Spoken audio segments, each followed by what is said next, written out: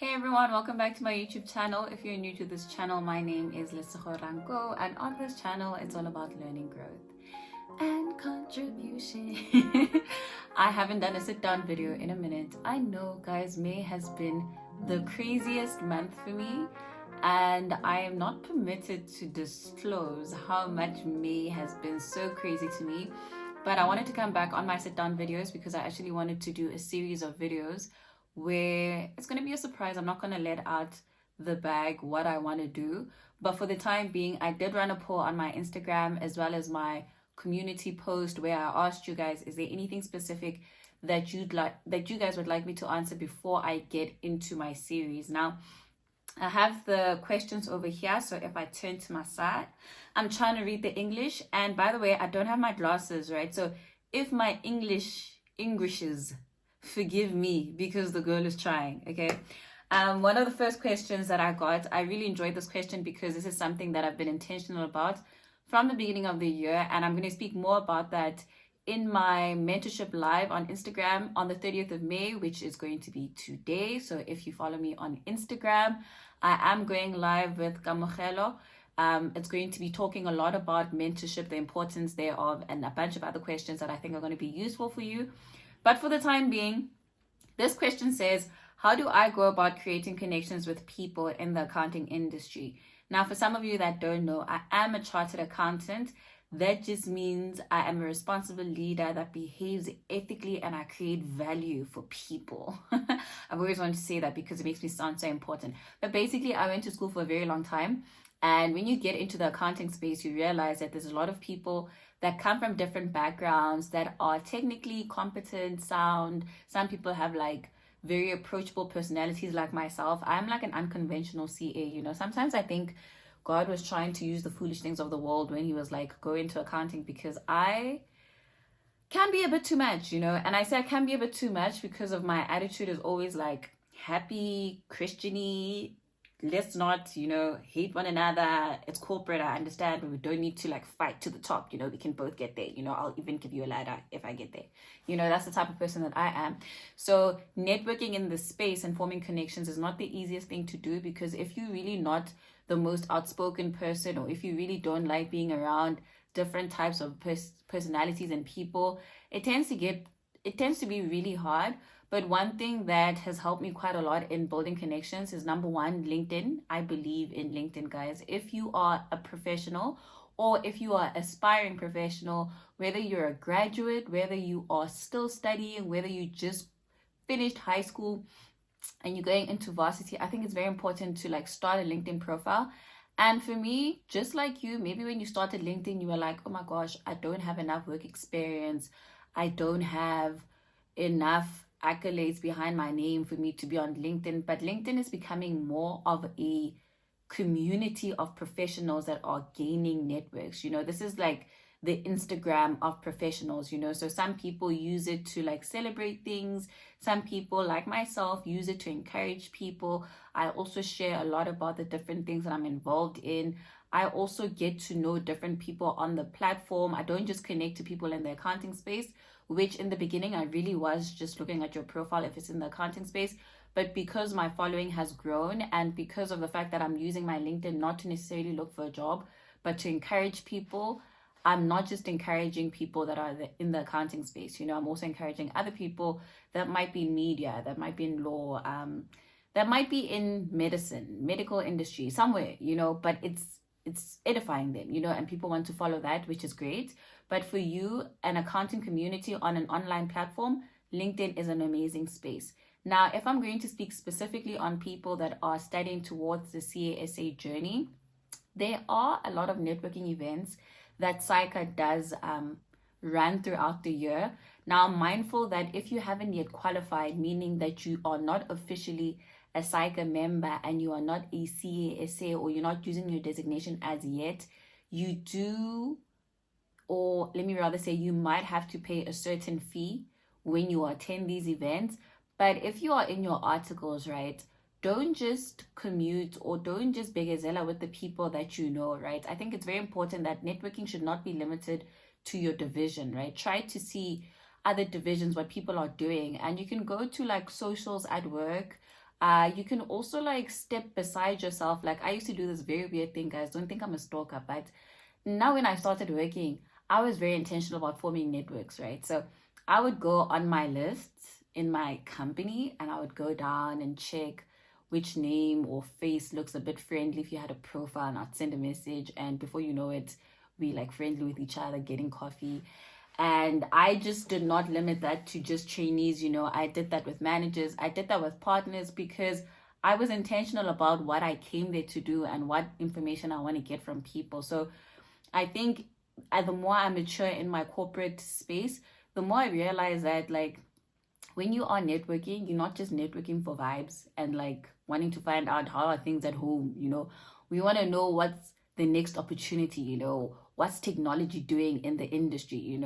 Are there better opportunities for me to progress? Am I going to learn something?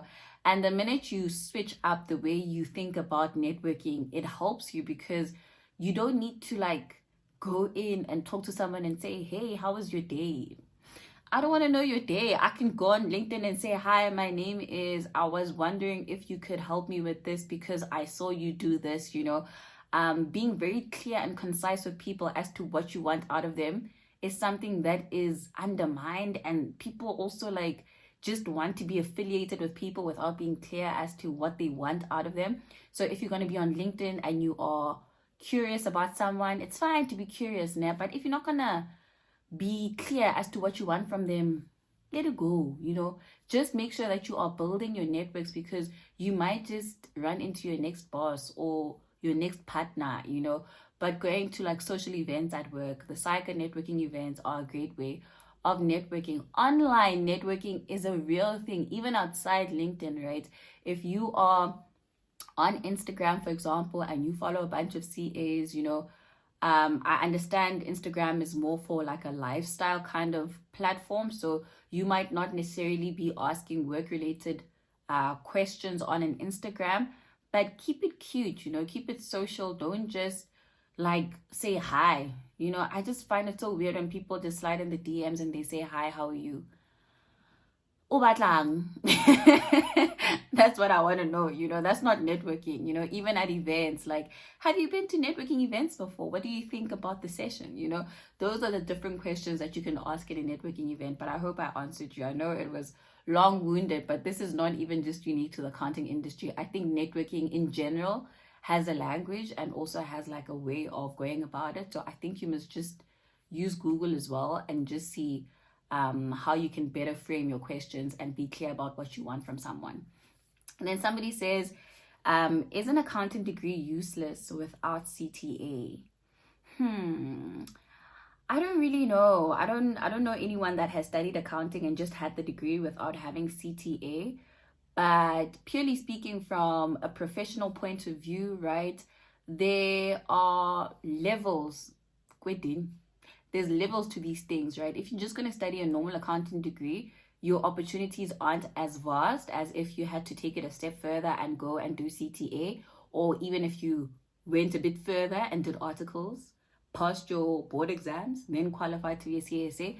I think it also depends on what you want in life and what pool of opportunity you want to dibble and dabble in, right? So with any degree, I feel like it's minimum entry, with the unemployment rate in South Africa being so high and people having normal degrees, I think you need to understand that if you also want to progress, you need to have a certain level of distinction in not just having a degree, but what else outside your degree do you have? So would I encourage you to just have an accounting degree? I'm not 100% sure. Would I encourage you to go further? I think you should challenge yourself further. Please don't feel like satisfied with having the bare minimum, and I think a degree is giving bare minimum in this economy in 2024, because people are doing MBAs, people are doing PhDs, people are also doing like side jobs, people are building their accolades, they're building their portfolio. And I'm not just saying that academics are the only thing that speak for you in an environment, but sometimes you need to make sure that if you pursue something from an academic point of view, is your end goal to be in academia, right? If I am doing content creation, I'm also a CSA, I'm building my credibility in terms of versatility. I'm not just a CA that does numbers. I'm a CA that can create content. I'm a CA that can like construct things, put on my makeup, do a bunch of projects, go out into schools, go out into communities, tell them about the CSA journey, do teaching in an unconventional manner. So you're just building yourself up and opening up your opportunities. So I wouldn't say it's useless, but I want to say it could be more useful if you did something further. Somebody also said, it's not a question, I just want to say I'm grateful for finding you, and thank you. Thank you, sis. I'm grateful that you found me too, and I hope these videos and my content is going to edify. I've been having this weird kind of, I want to say, separation between what I do on my Instagram versus what I do on my LinkedIn, but I think I'm just such a consistent person that like sometimes I get mad because Instagram is for vibes, right? Instagram is for lifestyle. But I also realize there's a different audience on Instagram and there's another audience on LinkedIn. And because I am the middle of both, right, I also want to see that people on Instagram can also engage with like useful content that's not just lifestyle related. Like, okay, what is Lesotho doing in terms of like her CSA designation, right? And I don't get a lot of engagement when I do post stuff like that. But if I post like my husband, or if I post like going out, likes, and I'm like, oh guys, la bora, wait, Instagram do better. But you know what? Different crowd, different people, different content. So I am going to somehow limit the amount of content that I put on my Instagram page. I am using my learning growth contribution page to also like do or put out everything that I'm involved in. So be on the lookout. Please go follow that page if you don't follow it already. I'm going to link it somewhere here. It's called Learning Growth and Contribution. And then somebody says, I see you've been doing some growth work in schools. I'm currently running a finance-based high school program as well, and I wanted to know what inspired you to pour into children. I love this question because people might look at me today and think that like I've always been affluent, I've always been like so well spoken, and you know, I've got such nice things, and oh my gosh, she's so amazing. You know, I come from the ghetto, you know, and I love that I come from the ghetto because it has made me a very versatile person. But growing up and seeing my friends, for example, made me a bit like sad because I went to a private school even though I lived in the township, and I saw the disparity between what I saw when I was at school versus what I saw when I came home, because most of my friends went to like township schools or went to other high schools which were predominantly populated with Black ethnicity, if I could put it like that. And where I went to school, there was like a lot of diversity, right? There was like Greek people, Portuguese people, Italian people. It was a mixed masala there, you know, and they come from affluent backgrounds, and most of them knew exactly what they wanted to do because of their upbringing. Their parents were doctors, their parents were business owners, their parents were well established. That's why they could afford to go to those schools. Whereas for me, I'm just so blessed that my parents, although they had me when they're young, they've always wanted the best for me. So they were like grinding their teeth to get me through school. And it gave this misconception that I come from money, when in actual fact, my parents were really trying everything to make sure that they were making the payments to the private school because they just saw how much value it was adding to me. And also at the same time, I wasn't dropping the ball. I was really dedicated in my school journey. And so I told myself the minute I was going to qualify and do something about my life, I would go back and help people. So for me, coming to Joburg, I was quite shocked at how CASA was such a known designation. You know, people knew about it.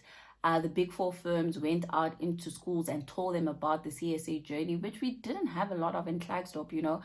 And I just knew there's something called an accountant, but I didn't even know what that meant. I just thought you worked up someone as a cashier or something. Chartered accountant wasn't a known term to me or concept to me. And the minute I walked the journey, I got into corporate, I saw what it was about, and I saw the people that were in that space. I was like, not to undermine, but I was like, my people back home could do better in this space, you know. I feel like they could survive better in this space. They just don't know about it, you know. And sometimes you don't know what you don't know. And I realized that was me a couple of years ago, because although I finish the journey. My stumbling block was because I was uncertain about the journey and what it entailed. And I feel that if I knew more about the CSA journey, I would have been more upfront with the approach of how I achieved my designation. You know, I would have been 100% from the beginning. I would have known about it. I would have known the international opportunities, the global recognition, the lifelong learning, the career opportunities, the financial security. Like, I would have known everything that came with the designation. And I realized that back home, people might not have that information readily available to them. And yes, we might live in a world where Google is Google, you know, people can just research. But if people are not directed or directed into what they want to do or follow the people that are in that space, Google might be there, but they don't know how to use Google, you know. So I decided, you know what, I'm going to go back into schools, and more predominantly disadvantaged schools. I am not saying that in private schools or high schools they don't need this information, but that is going to be something that I build in the near future, in the distant future. We're still working on it. But right now, I just am passionate about the fact that the stats that we have for SAICA are not looking favorable for specifically Black people, Black females, if I could put it like that, but just Black people in general. Out of 50,000 CSAs in South Africa, only 9,000 are Black. And I don't know how I feel about that, you know what I mean? And I feel like representation matters, you know, and I think that based on my experience when I was in an office space, you know, I just feel like we were shrinking in those spaces because we just didn't feel like we belong. Like, people made you feel like you're a guest in their home, which is not right. And I feel like this is why also a lot of people that look like me don't stay in corporate for a long time, because you just feel like you're an intruder, you know, you just feel like I'm not supposed to be here. And we might have more skills, we might have more resilience, we might have more to contribute, but because the environment is not suggesting that we're supposed to be there, we don't show up for ourselves, we don't grab opportunities, you know, we don't experience what we can fully experience if we just believed and achieved the things that are out there, but nobody is giving us the space to do it. So all I'm saying is I am going to do anything and everything in my capacity to make sure that a lot of Black people know about the CSA journey. And that's why I decided to go into schools. And I'm really just like also trying to fit it in my schedule and seeing in terms of environment, like, where can I go? I think the one thing also about going into these communities is also safety, right? I have to think about the schools that I was in. If you don't already know, if you go to my page, Learning, Growth and Contribution, I have a bit of clips and a bit of pictures from those schools. That was back home. I know those areas, you know, I'm comfortable in those areas. But townships also have like a language. I'm from a township. I know when you don't come from the township, there's something about you that says you are not from here, and they can suss you out, you know, and it might not look great for you. That's what I'm trying to say, you know. And this is something that I can speak confidently about, because that's how I knew we behaved when you came to our township and we didn't know who you were. We were just kind of like, Kima, you know, that kind of animosity, you know. And it exists. I'm not like saying that it doesn't exist, and I'm not also saying that that's the only thing that exists. I'm just saying that there's a safety element that I need to consider before I just go out and try to save the whole world. You know, there's only so much I can do as a person, but I've got big dreams, big aspirations, and that's always been something that I'm passionate about. And now the last question, I don't want to make this video too long. It says, hi Lesego, how do you deal with not so great moments, either career, life, and in general? For example, not achieving the goal you worked hard to get, but you don't get it. What? Not achieving that goal you worked hard to get, but you didn't get it. I hear you. Not dealing with such great moments. I am very rooted in my faith. If you don't already know, I am a Christian, and I believe that Jesus is the Messiah, you know. And everything that I do, I really do it with this awareness that, like, there's a bigger goal, there's a bigger picture that's at play, and faith plays a big role in how I even respond to things, you know. So if something is not going well, I quote scripture, I pray, I go to my family, we talk about it, we work through it. I spend a lot of my time in the Bible, you know what I mean? And I just like drown fear with love. That's what I do, you know. And it would be an injustice for me to tell you that, like, yeah, I do this tick box and then I do this and then I do this. I pray. One thing about me is that I believe in the word of God, you know, and I believe that I'm a spiritual person having a physical experience. So if I'm going to be not achieving things, you know, I also have to qualify. Was that even a part of the will of God, Lesego? Were you on the right path? Because some of us are pushing things that don't speak to our calling, or we are the ones that initiated something that God had no purpose in, and now that he's not there and it's evident that he's not there, things don't go well, and you are so in yourself to just surrender and say, God, sorry, I tried to take the front wheel, I'm wrong, come back. Redirect my steps, you know. But if you don't have the scriptures or the things to look forward to, then it's going to be quite hard for you to navigate and pivot from those situations, because life is not always going to be great, you know. Life is not always going to like deal you the right cards.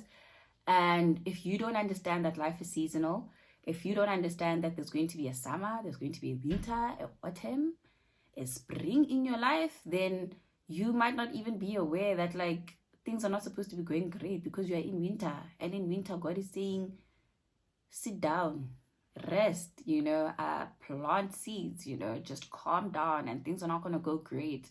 But the beauty is God is with us, you know, and I feel like that's just how I approach life. And I think you must just have a level of grace and create some space for you to not always be achieving. And I'm not preaching to just you, I'm preaching to myself. I have been somebody that is such a high achiever. Everything that I set my mind to, I want to achieve like this, man. I don't like to take a, you know. I just have a dream and I want to execute, you know. And God is dealing with me to tell me that like things are not always going to go great, because then there won't be space for him to operate. There won't be space for me to be pruned and to build character and to also realize that I'm not self-sufficient, you know. I turn a lot to my faith, my family, my friends. I have a spiritual mother now. I've got a community of people that pray for me. You know, I'm at that part of my adulthood where I don't want friends just for going out. Like, if you're going to be my friend, can you pray? Qualification number 1. Lesego list. Can you be my friend? Question 1. Can you pray? If you fail that one, sorry, next question. Next person, you know. And I think you must just understand, what do you value, you know, and how do you think something is supposed to like teach you or enrich you when you are going through those tough moments, you know. And even with career, for example, career is such a tricky space because I'm also still navigating my career, right? I am quite young, and don't tell me nothing. 28 is young, okay? I might be turning 29, but 28 is young. I'm still new in my career, and I constantly have to look that my psych certificate says 2023, and because it says 2023, it means that I'm still navigating my career. I'm still trying to see whether this certain way of auditing is supposed to be the one way I see it through, you know. But otherwise, I really hope that does answer your question. I'm so excited for this new series that I'm going to start. Hopefully it'll be more consistent. I sound like such a typical YouTuber talking about like consistency, but it's really tough, guys, because I'm trying to be more present in my offline life more than I am my online life. But I'm trying to find a balance. But I do hope that you can stay with me. I do hope that you can keep supporting me, keep liking, subscribing, commenting, and sharing my videos. And I really hope to see you guys in my next video. Thank you. Bye.